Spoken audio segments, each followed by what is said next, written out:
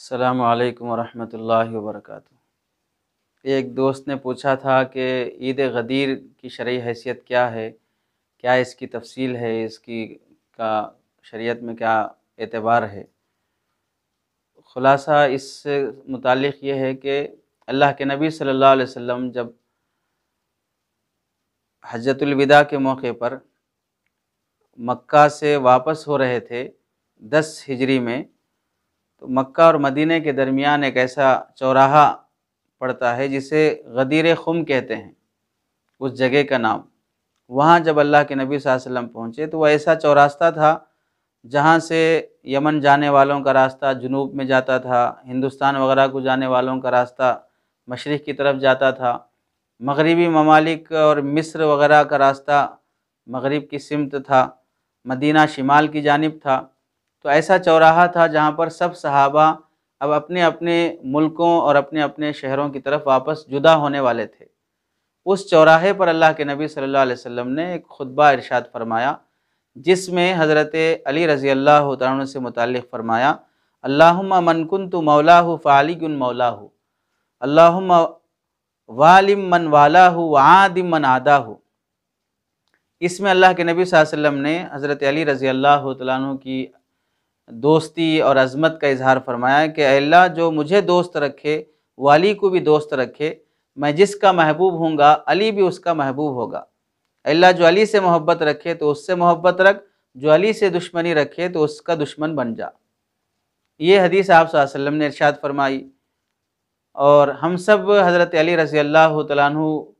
کی شان میں سمجھتے ہیں کہ بہت فضیلت والی حدیث ہے۔ اللہ کے نبی صلی اللہ علیہ وسلم نے جو مقام حضرت علی رضی اللہ تعالیٰ عنہ کو دیا ہے، اپنا داماد بنایا، اور خلفائے راشدین میں سے چوتھے خلیفہ ہیں، ہم سب کے سر کے تاج ہیں، حسنین رضی اللہ تعالیٰ عنہما کے والد محترم ہیں، صحابہ میں 4 صحابہ کا بڑا مقام ہے، حضرت علی رضی اللہ تعالیٰ عنہ چوتھے خلیفہ شمار ہوتے ہیں۔ اس سے کوئی انکار نہیں ہے کہ سب صحابہ کی عظمت ہمارے دل میں ہونی چاہیے، خلفائے راشدین کی عظمت تو سب سے زیادہ ہونی چاہیے، اور جو نبی کے خاندان سے جڑ جائے اس کی عظمت کے تو اور کیا کہنے۔ اس حدیث کا جو مقام اور مرتبہ ہے سند کے اعتبار سے فقہا میں کافی کلام ہے،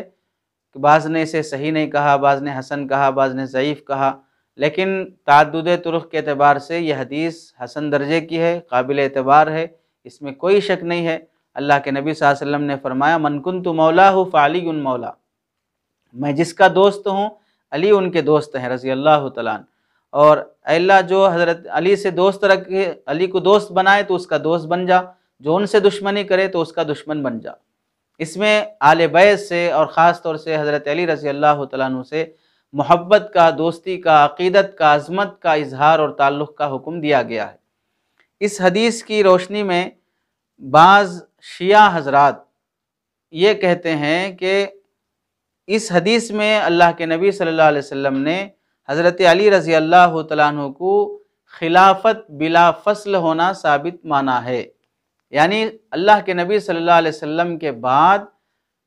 پہلے خلیفہ بننے کے حقدار اگر کوئی ہیں تو حضرت علی رضی اللہ تعالیٰ عنہ ہیں۔ یہ استدلال کیا ہے ان شیعہ حضرات نے، اس واسطے اس حدیث کو وہ بہت اہمیت دیتے ہیں، اور مولا کا معنی کہتے ہیں حاکم اور حکمران کے، اور اس کے بعد چونکہ یہ جو خطبہ بیان کیا گیا ہے، جس جگہ بیان کیا گیا اس جگہ کا نام ہے غدیر خم، تو اس کا نام رکھ دیا گیا عید غدیر خم، جہاں پر اللہ کے نبی صلی اللہ علیہ وسلم نے حضرت علی کی ولایت اور خلافت اور حکمرانی کا اعلان فرمایا کہ اب میرے بعد اگر کوئی خلیفہ ہے تو حضرت علی خلیفہ ہیں۔ تو اس اعتبار سے یہ حضرات اس کا نام عید غدیر کا نام رکھتے ہیں جگہ کی نسبت پر،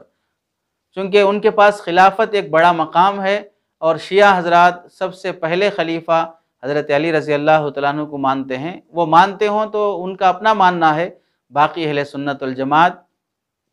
اور محدثین و فقہا اولیاء امت کا 90% مجمع، 90% طبقہ اسی کا قائل ہے۔ ہمارا بھی یہی عقیدہ ہے کہ سرکار دو عالم صلی اللہ علیہ وسلم کے بعد سب سے پہلے خلیفہ حضرت ابو بکر رضی اللہ تعالیٰ عنہ ہیں، ان کے بعد حضرت عمر رضی اللہ تعالیٰ عنہ، آپ کے بعد حضرت عثمان رضی اللہ تعالیٰ عنہ، پھر آپ کے بعد حضرت علی رضی اللہ تعالیٰ عنہ خلیفہ ہیں۔ خلفائے راشدین کو اسی ترتیب سے ہم مانتے ہیں۔ یہ حضرات جو کہتے ہیں اہل شیعہ حضرات، ایک تو مولا کا لفظ استعمال کرنے کی وجہ سے کہتے ہیں کہ حکمران کے معنی میں، اور دوسرا یہاں پر پورے صحابہ کے مجمع کو جوڑ کر کہا گیا کہ علی میرے دوست ہیں، جو ان سے دوستی رکھے فلاں کرے۔ تو کیا بولنے کی کیا ضرورت تھی، جبکہ سب کو معلوم ہے کہ مومنین سارے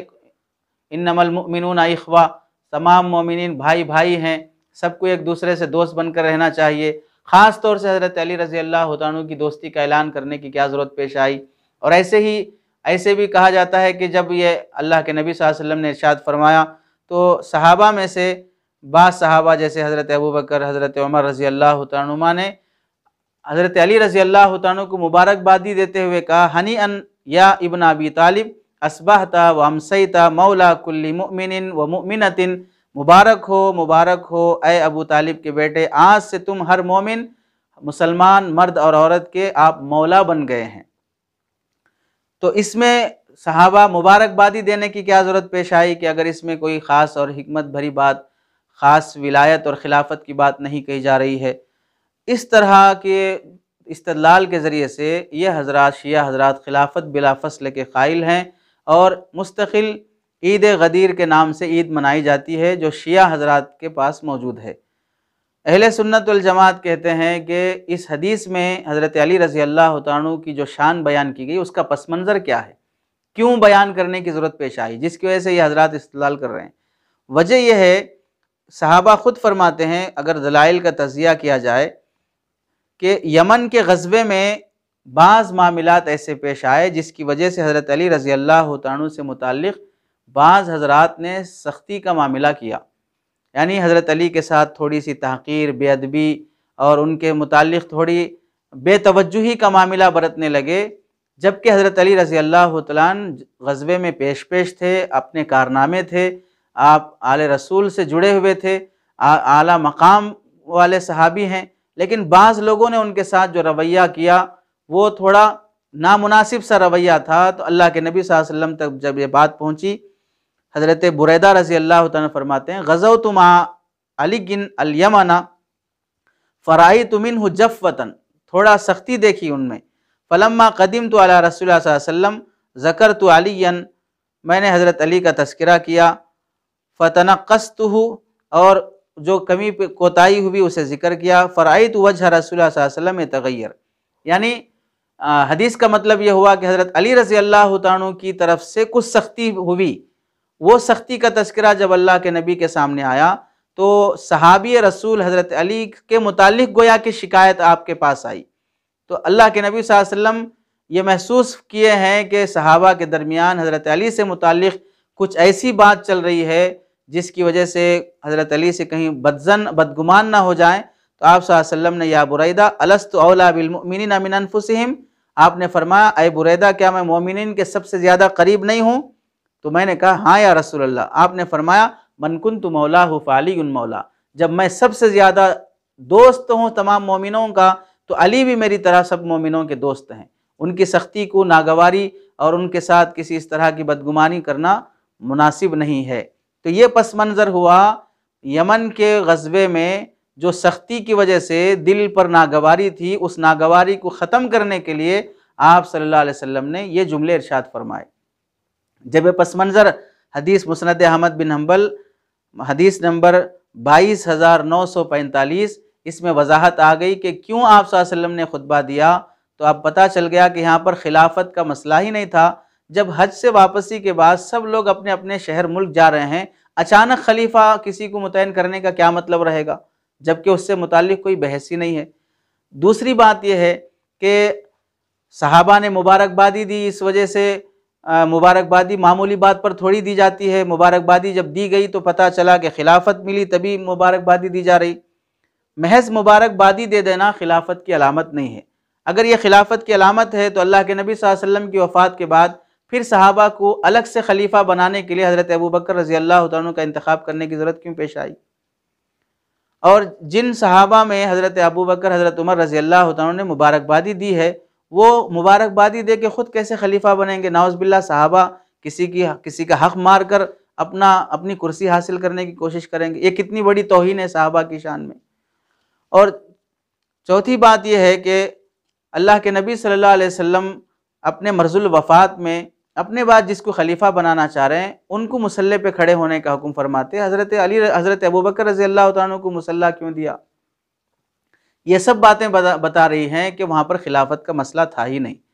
اور تیسری بات یہ ہے کہ مولا کے لفظ سے خلافت اور حکمران بنانا جب مانا جا رہا ہے، اور یہ لوگ کہہ رہے ہیں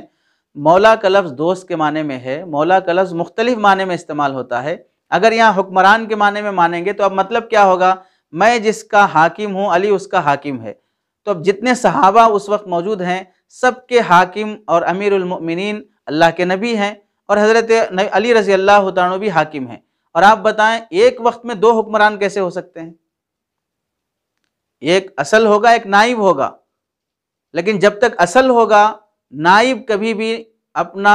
درجہ حاصل نہیں کر سکتا ہے۔ اور یہاں پر اللہ کے نبی دونوں کے بارے میں فرما رہے ہیں، یعنی میں بھی حکمران ہوں، علی بھی حکمران ہے، ایک وقت میں دونوں خلیفہ کیسے ہوں گے؟ کسی کے پاس ہے ہی نہیں یہ مسئلہ کہ ایک وقت میں دو خلیفہ رہیں، ایک وقت میں دو حکمران رہیں۔ اس واسطے مولا کا مطلب یہاں پر حکمران اور خلیفہ کا ہوتا ہی نہیں ہے، اور غلط مطلب ہے جو اپنے مسلک پر استدلال کے لیے جو لیا گیا ہے۔ اور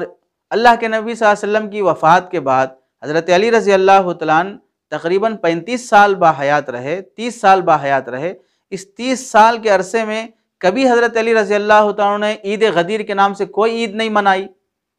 کوئی ہر سال عید وہ تاریخ آنے پر حضرت علی کو کسی صحابی نے یا آپ کی اولاد نے حسنین نے کبھی کوئی مبارکبادی پیش نہیں کی، آج وہ دن ہے جس میں آپ کو خلیفہ بنایا گیا ہے۔ ہر سال لوٹ کے آنے پر کبھی نہ حضرت علی رضی اللہ تعالیٰ نے وہ عید منائی، نہ کبھی اس طرح کی عید کا تصور صحابہ کے زمانے میں تھا، بلکہ 300 سال تک کوئی ایسا تصور ہی نہیں تھا جس میں عید منانے کا کوئی بات ہوتی، بلکہ یہ واقعہ 18 ذی الحجہ کو قرار دینا بھی غلط ہے کہ عید غدیر اس دن پیش آیا۔ اور اس واقعے کے بعد حضرت علی رضی اللہ تعالیٰ 30 سال کے آس پاس باحیات رہے، کبھی بھی عید غدیر نہیں منائی۔ یہ عید جو شروع کی گئی ہے 351 ہجری میں معز الدولہ نامی شخص نے یہ شروع کیا ہے، جو پکا شیعہ تھا، مسلکی اعتبار سے شیعت کا وہ متاثر شدہ تھا، اس کی بنائی ہوئی یہ عید ہے۔ اور یہ عید شیعہ کی شروع کی گئی، جیسے حضرت عثمان رضی اللہ عنہ کی تاریخ وفات پر خوشیاں منانے کے لیے یہ عید رکھی گئی ہے، جیسے رجب کے موقع پر حضرت معاویہ رضی اللہ عنہ کی وفات پر خوشیاں منانے کے لیے رجب کے کنڈوں کی رسم شروع ہوئی، اسی طرح حضرت عثمان رضی اللہ عنہ کی شہادت پر خوشیاں منانے کے لیے شیعہ حضرات کی طرف سے عید غدیر کے نام سے ایک مستقل عید گھڑی گئی ہے۔ اس واسطے شریعت میں اس عید کی کوئی حیثیت نہیں ہے، اس طرح کی عید منانا شرعاً ناجائز اور حرام ہے۔ جہاں تک حضرت علی رضی اللہ عنہ اور آل رسول حضرات حسنین حضرت فاطمہ رضی اللہ عنہ کا مقام ہے، وہ ہم سب کے سر کے تاج ہیں، صحابہ میں اعلیٰ مقام رکھتے ہیں، آل رسول سے ہیں، اور کوئی بڑا سا بڑا ولی بھی ان کے دھول کو بھی نہیں پہنچ سکتا ہے۔ ان کی شان میں کوئی نازیبہ کلمات بولنا شرعاً جائز نہیں ہے۔ البتہ